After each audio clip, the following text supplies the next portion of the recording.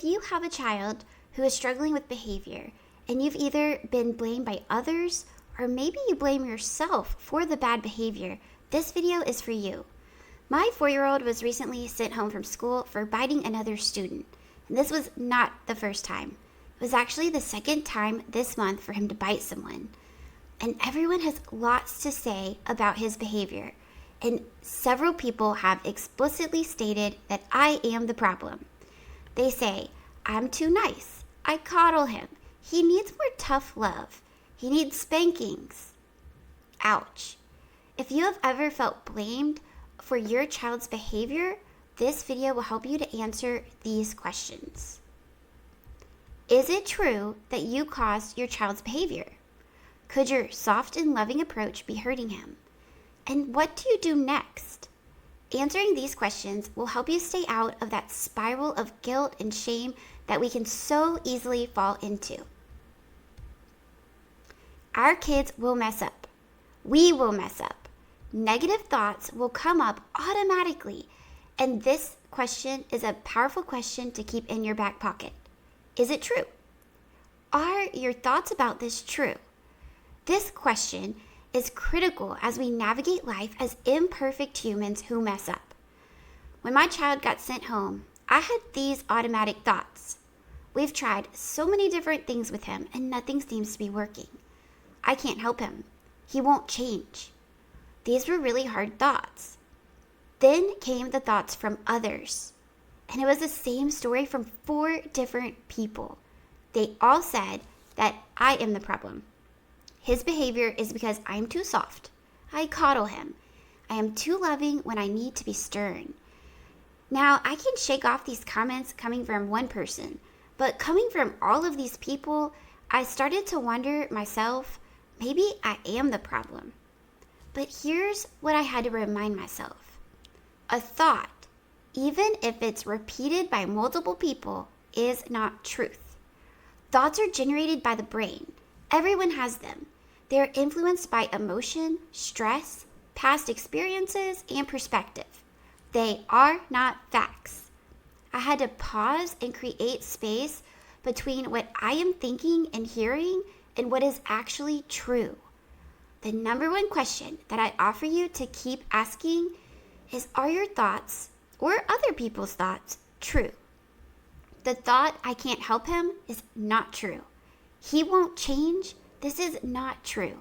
Brain science actually says that he can change because the brain can change. This is called neuroplasticity. The thought that this is my fault is not true. But even when you realize that your thoughts aren't true, you may have to question it a little deeper. The tough thought here is, what if it really is your fault? What if it actually is true? Could I be causing his behavior? So let's dive into this. Your child literally grew inside of you. You are connected on so many levels. It is very normal to respond with a feeling of fault when they do something wrong. However, if you believe that you are at fault for your child's behavior, you will carry a weight that will drain you, overwhelm you, and actually make it harder for you to help your child. So here's one of the thoughts that popped up when the blame was first put on me. I actually thought, I wish it was my fault and under my control. Then I can make sure it never happened again. And the reality is that this is not under my control. And holding blame on myself for someone else's behavior is not helpful for me or them. My child is responsible for his actions. I am responsible for how I respond. I cannot control a 4-year-old. I cannot step into his body and choose for him. And when I take on his blame, it doesn't help him and it hurts me. So the question, is it your fault? The answer is no. Your child's behavior is not your fault. But what you do next is your responsibility. Responsibility is the ability to respond. Responsibility will help you going from feeling ashamed to feeling empowered. So if it's not your fault, what is in your control? Are you being too soft? Are you parenting him the wrong way? If you start believing that softness and love is the problem, you will begin to withhold the very thing that your child needs most. And that can damage connection, trust, and long-term emotional health. I was told I was too nice, that I needed to be harder on him, that my love was part of the problem. But here's what I know about the brain. Children do not act out because they are too loved.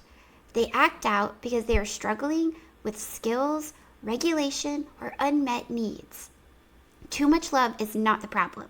Love builds connection and is the foundation of repair.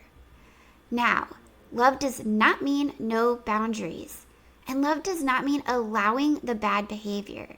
But you cannot hurt a child by loving them too much or being too soft. What they need is support, guidance, skills, and connection, especially when they are struggling. Have you ever thought about how scary it might be for the children to be experiencing these strong emotions that they cannot control? And when they are disciplined for it harshly, these tiny humans are just doing the best they can with the brains they have. So I'm not going to change my affection. I'm going to stay connected and help him grow by sharing my unconditional love. So now what? What are you going to do? I admit that what I have done in the past has not seemed to work. So how do you figure out what to do next? A compass would help, something that guides you in the right direction. Not knowing what to do next generates discomfort in the brain. But the good news is that there is a tool that will guide you to make a solid, confident decision. This is what brought me peace. I accept that I cannot control my child's behavior and that I am responsible for how I show up, and I show up by living my values. This is the compass. Understanding the values and who I want to be guides me. So who do I want to be as a mom in this moment? I make a decision not based on fear and not based on what others think about me, but based on my values. For me, I want to be a loving and supportive mom who teaches my kids how to love their brains. The empowered actions that I will take to live by my values are: I set boundaries on what I do. When he tries to bite me, which has happened, I hold his hands and I say, I will not let you bite me. If I am near him and he tries to hurt another child, I will remove him. I acknowledge that he has had a hard day and that we will work through this together. He is not alone. I see him as a child with a developing brain who is struggling. He is not a problem. I take care of my own brain and emotions so that I can be an example of regulation, even when things are hard for him and me. And I ask for help. Even though I'm a brain health coach and I know a lot about the brain, I am not experienced in helping children. I reached out to his pediatrician and we are going to get him some help with therapy. I will end by sharing my thoughts on therapy. I was in my 30s when I saw my first therapist, and this is not something that I grew up on. However, after learning about the brain, I see this in a whole new way. For Jordan, my 4-year-old, I see therapy as a way for him to strengthen skills of managing his thoughts and regulating his emotions. I have zero embarrassment for him doing this. I'm actually really excited for him. He will learn skills that some adults don't even have. My understanding of the brain gives me hope that his behavior, which is driven by his brain, can change, because the brain has the amazing ability to change and rewire. I want to share this belief with you. You are not a bad mom because of your child's challenging behavior. You are a mom raising a human with a developing brain, and that is hard. Give yourself and your child grace and compassion for being human. I invite you to keep learning about the brain. I have more videos like this to help you navigate challenges in motherhood.